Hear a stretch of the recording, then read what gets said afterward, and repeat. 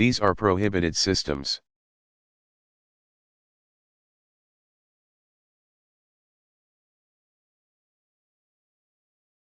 UNMOVIC has also reported that Iraq has illegally imported 380 SA-2 rocket engines.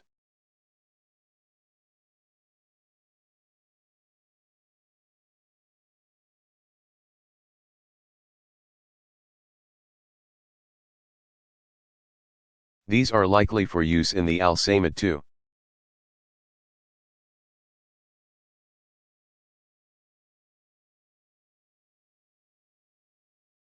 Their import was illegal on 3 counts.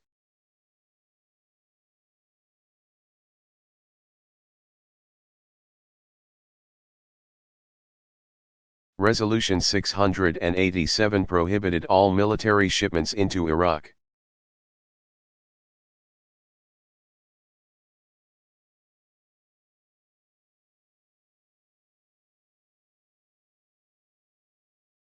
UNSCOM specifically prohibited use of these engines in surface-to-surface missiles.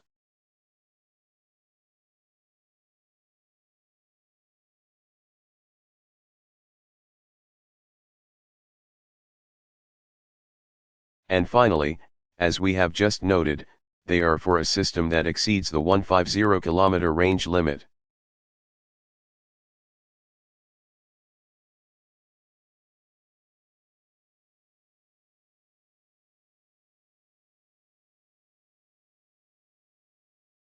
Worst of all, some of these engines were acquired as late.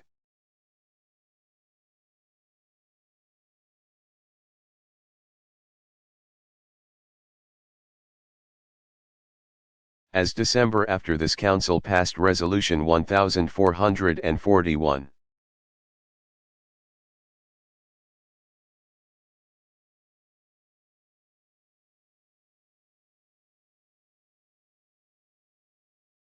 What I want you to know today is that Iraq has programs that are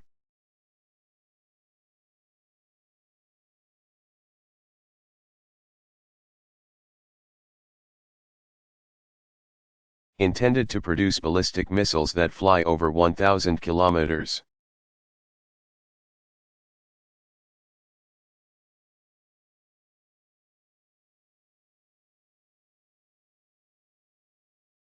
One program is pursuing a liquid fuel missile that would be able to fly more than 1,200 kilometers.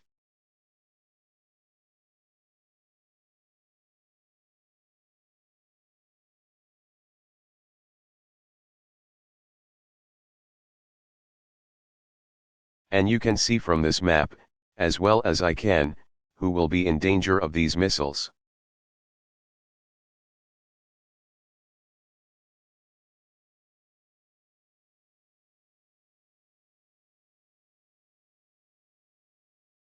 As part of this effort, another little piece of evidence.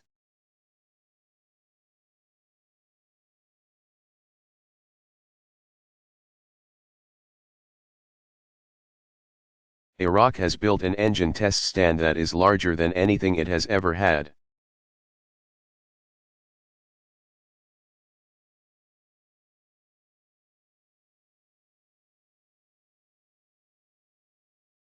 Notice the dramatic difference in size between the test stand on the left, the old one,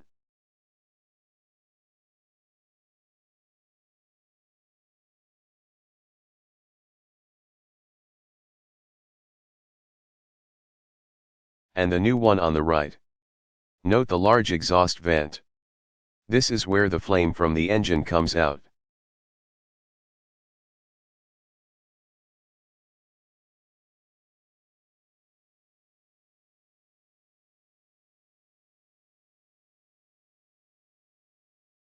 The exhaust vent on the right test stand is 5 times longer than the one on the left.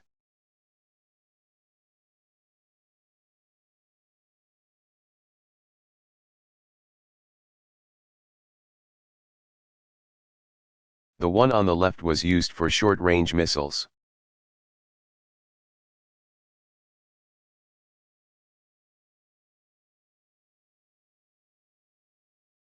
The one on the right is clearly intended for long-range missiles that can fly 1,200 kilometers.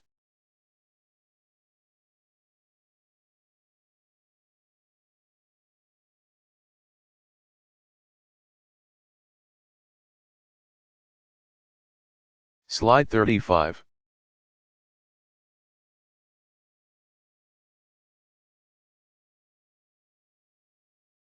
This photograph was taken in April of 2002. Since then, the test stand has been finished and a roof has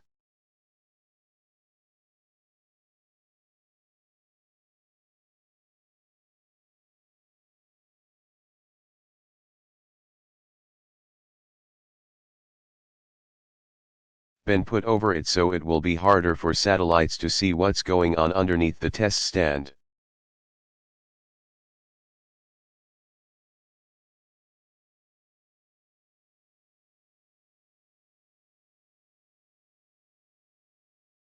Saddam Hussein's intentions have never changed.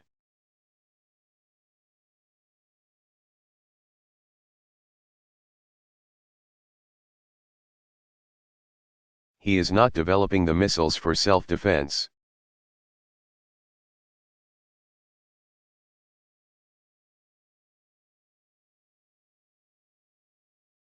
These are missiles that Iraq wants in order to project power, to threaten.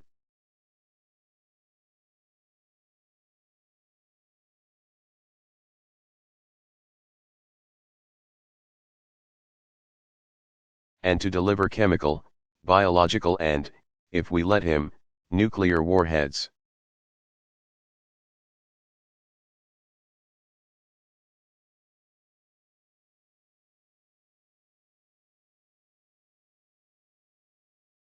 Now, unmanned aerial vehicles, UAVs.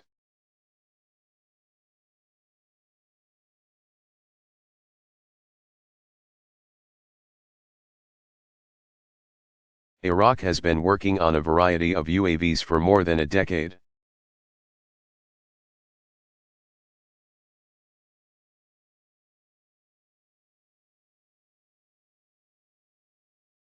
This is just illustrative of what an EAV-UAV would look like.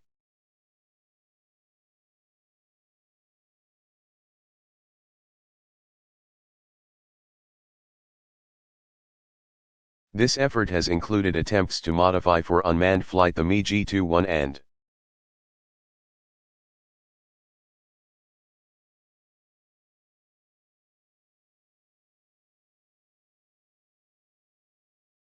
with greater success an aircraft called the L-29. However, Iraq is now concentrating not on these airplanes.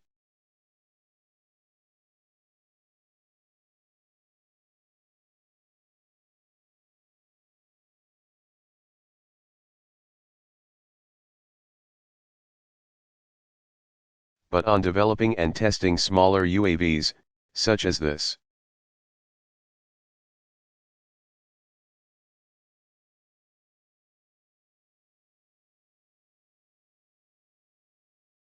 UAVs are well suited for dispensing chemical and biological weapons.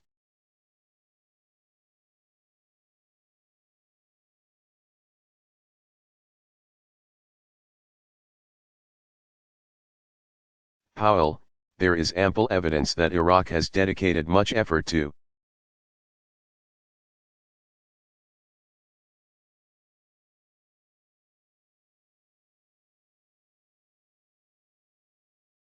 developing and testing spray devices that could be adapted for UAVs.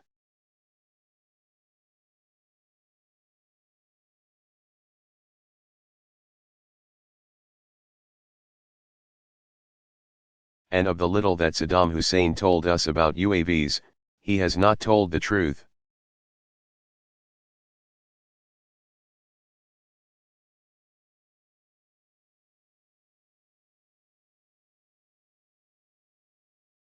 One of these lies is graphically and indisputably.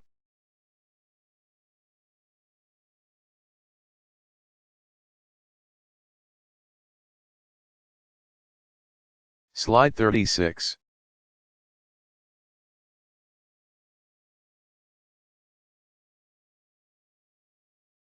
Demonstrated by intelligence we collected on June 27, last year.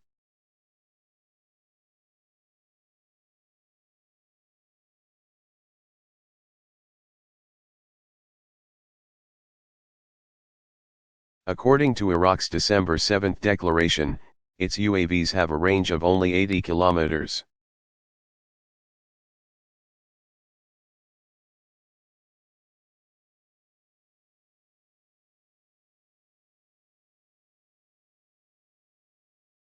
But we detected one of Iraq's newest UAVs in a test flight that went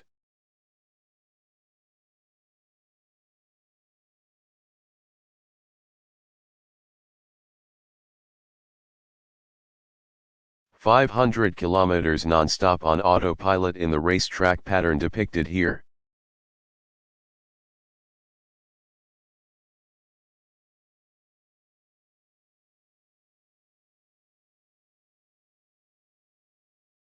Not only is this test well in excess of the 150 kilometers that the United Nations permits.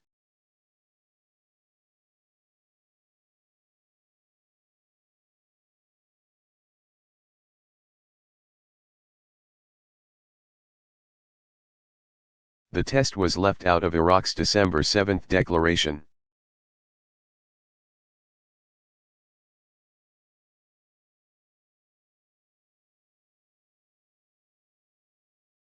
The UAV was flown around and around and around in this circle.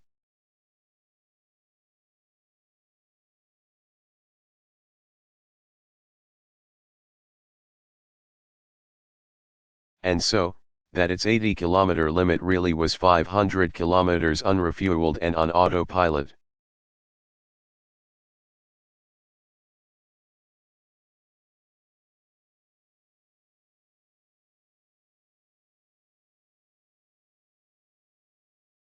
Violative of all of its obligations under 1441.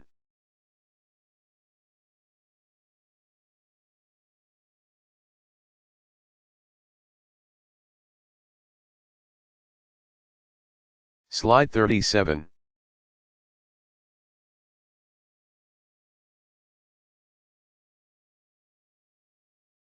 The linkages over the past 10 years between Iraq's UAV program and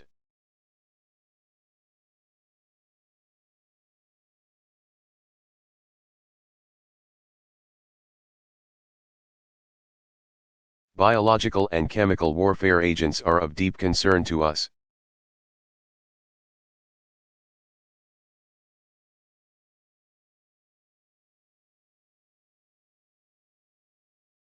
Iraq could use these small UAVs.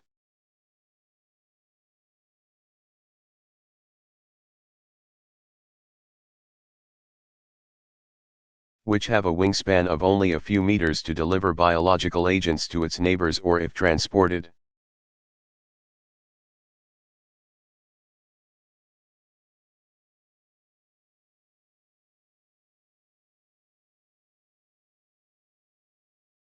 To other countries, including the United States.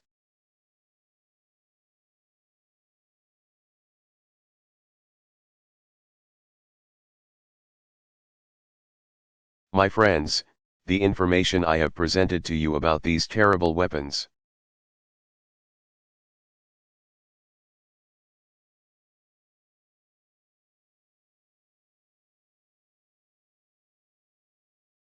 and about Iraq's continued flaunting of its obligations under Security Council.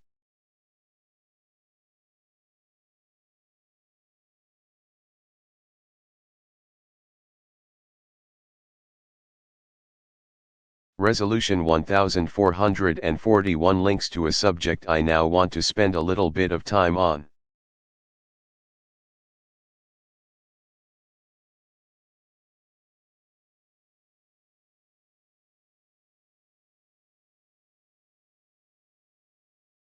And that has to do with terrorism.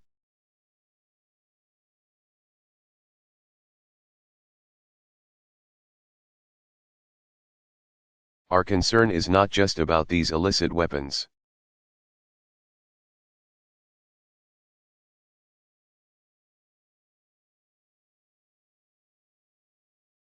It's the way that these illicit weapons can be connected to terrorists and terrorist organizations.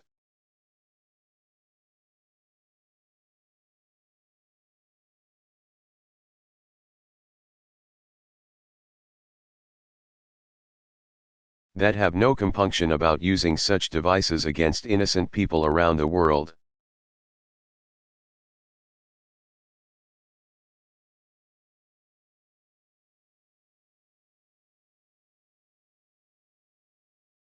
Iraq and terrorism go back decades.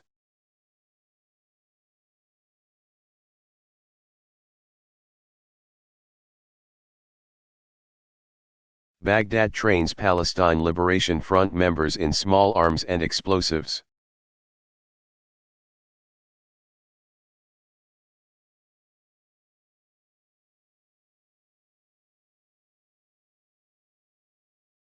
Saddam uses the Arab Liberation Front to funnel money to the families.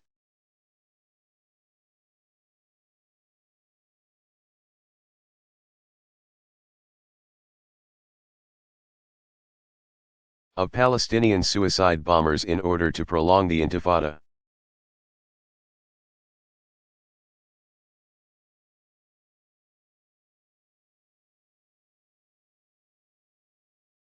And it's no secret that Saddam's own intelligence service was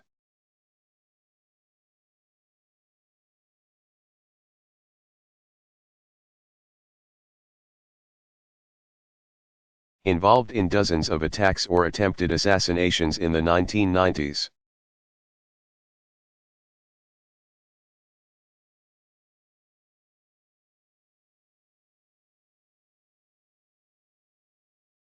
But what I want to bring to your attention today is the potentially much more sinister nexus between Iraq and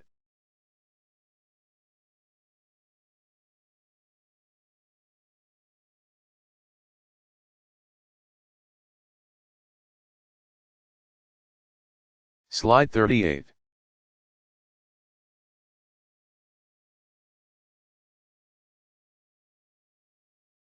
The Al-Qaeda terrorist network.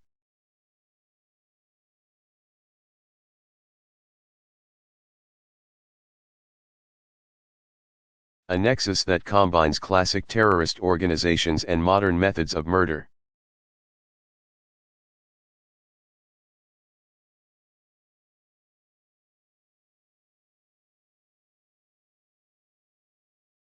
Iraq today harbors a deadly terrorist network headed by Abu Musab al-Zarqawi.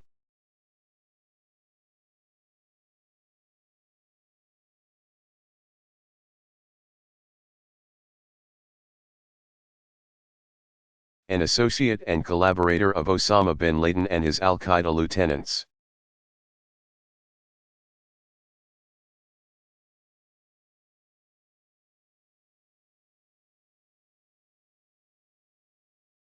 Zarqawi, a Palestinian born in Jordan, fought in the Afghan War more than a decade ago.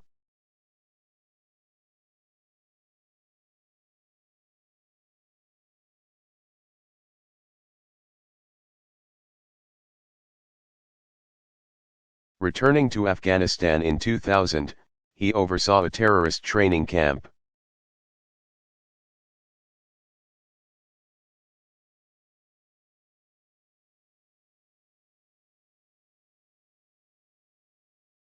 One of his specialties and one of the specialties of this camp is poisons.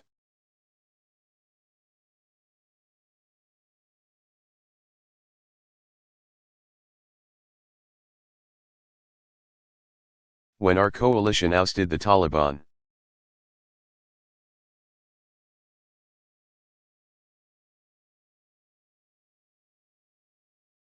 the Zarqawi network helped establish another poison and explosive training center camp.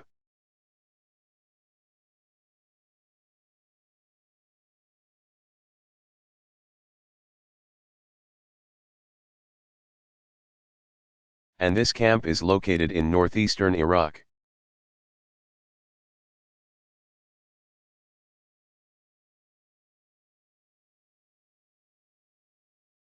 Powell, you see a picture of this camp.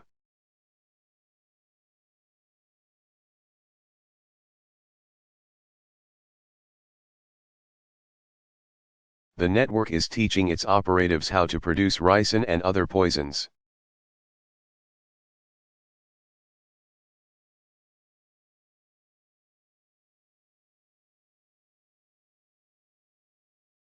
Let me remind you how ricin works.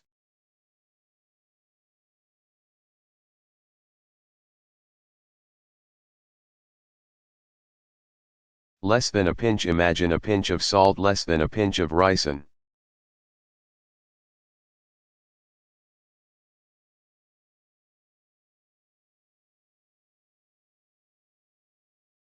Eating just this amount in your food would cause shock followed by circulatory failure.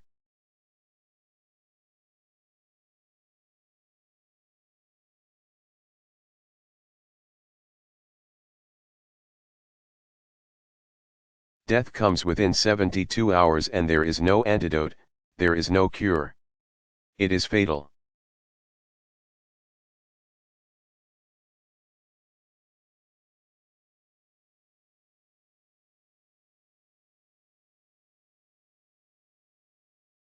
Slide 39.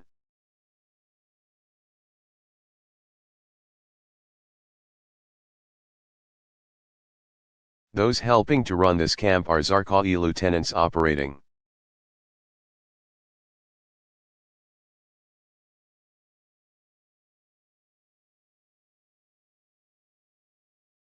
In northern Kurdish areas outside Saddam Hussein's controlled Iraq.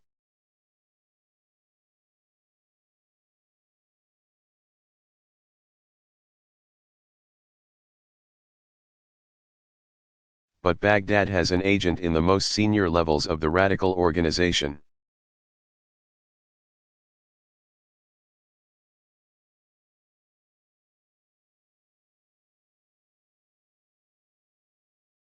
Ansar al-Islam, that controls this corner of Iraq.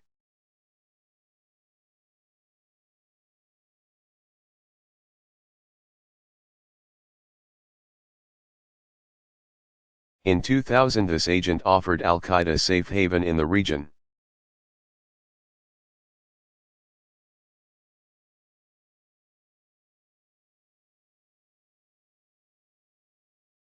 After we swept al-Qaeda from Afghanistan, some of its members accepted this safe haven.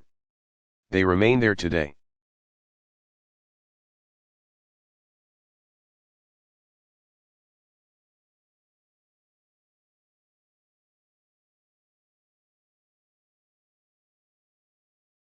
Zarqawi's activities are not confined to this small corner of northeast Iraq.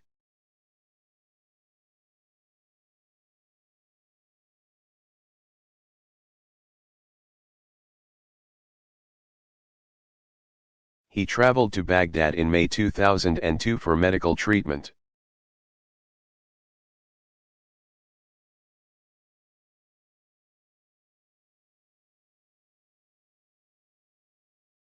Staying in the capital of Iraq for 2 months while he recuperated to fight another day.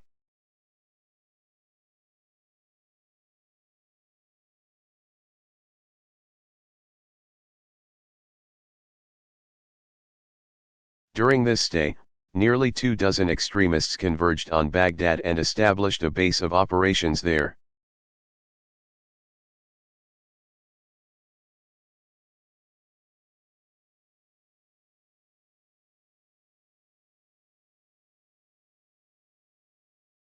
Slide 40.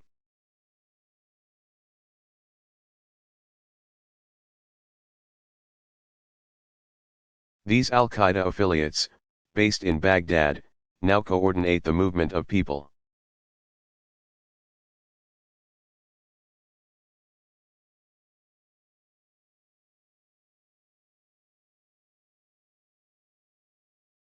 Money and supplies into and throughout Iraq for his network, and they've now been operating freely in the capital for more than 8 months.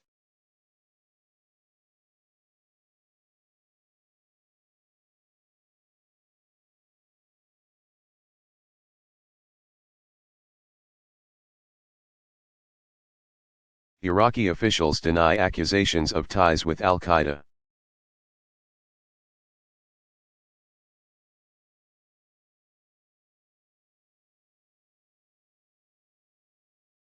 These denials are simply not credible.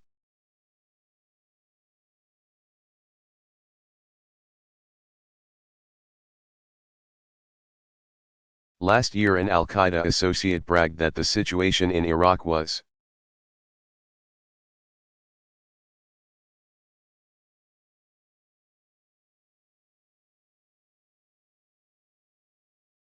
quote, good, that Baghdad could be transited quickly.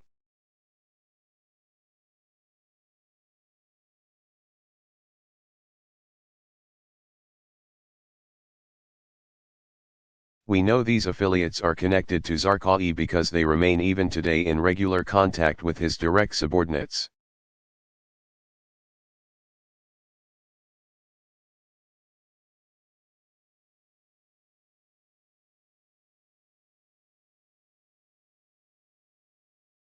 Including the poison cell plotters, and they are involved in moving more than money and materials.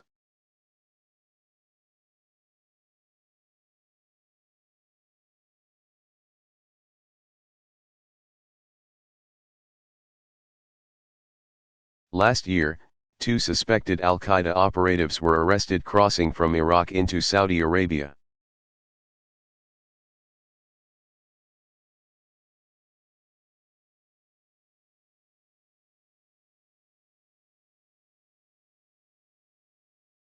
They were linked to associates of the Baghdad cell.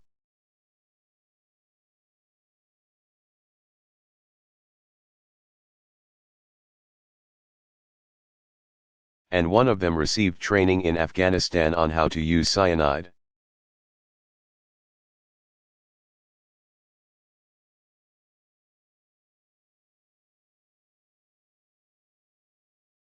From his terrorist network in Iraq, Zarqawi can direct his network in the Middle East and beyond.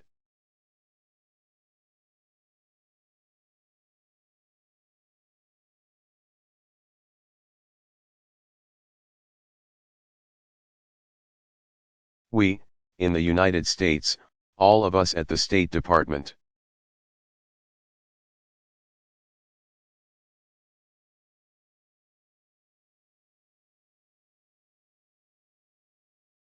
And the Agency for International Development, we all lost a dear friend with the cold-blooded murder of Mr.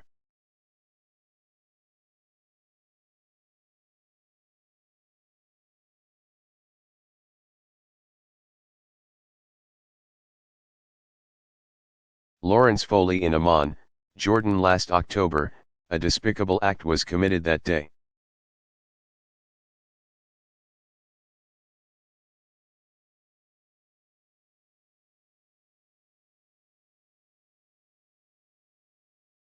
The assassination of an individual whose sole mission was to assist the people of Jordan.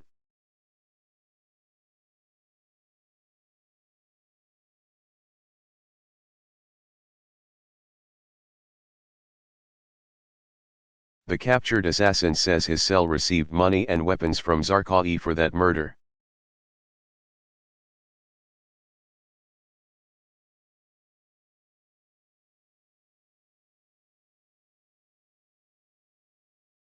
Powell, after the attack, an associate of the assassin left Jordan to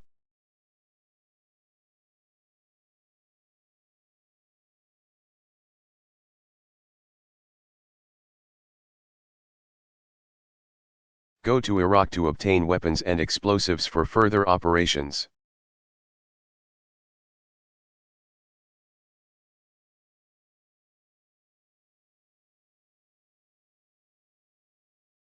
Iraqi officials protest that they are not aware of the whereabouts of Zarqawi or of any of his associates.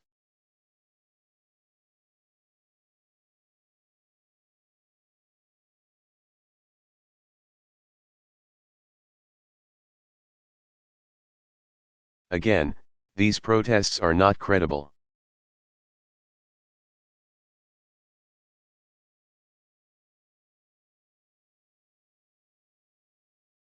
We know of Zarqawi's activities in Baghdad.